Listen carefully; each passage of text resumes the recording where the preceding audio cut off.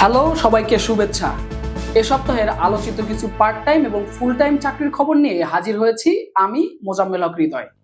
শুরুতে জানাবো আড়ং-এর sales associate পদে চাকরির বিষয়ে। সর্বমোট ১১০ জনকে নিয়োগ দেওয়া হবে এ পদে।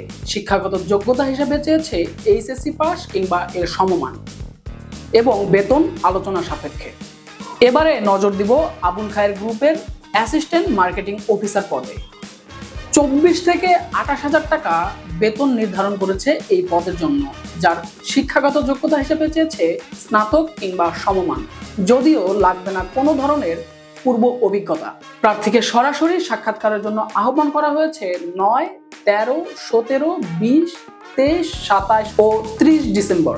পার্ট টাইম হিসাবে এনবিএস ভিশন কেয়ারে রংপুর, রাজশাহী, চাঁপাইনবাবগঞ্জ, ব্রাহ্মণবাড়িয়া, ময়মনসিংহ সহ বহু জেলায় সেলস এক্সিকিউটিভ পদে নিয়োগ চলছে, যেখানে ১ বছরের অভিজ্ঞতাও চেয়েছে।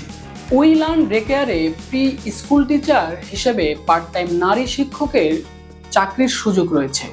রাজধানীর গুলশান, মতিঝিল ও নিকেতনে এই প্রতিষ্ঠানে আবেদন করা যাবে আগামী ৩০ ডিসেম্বর পর্যন্ত।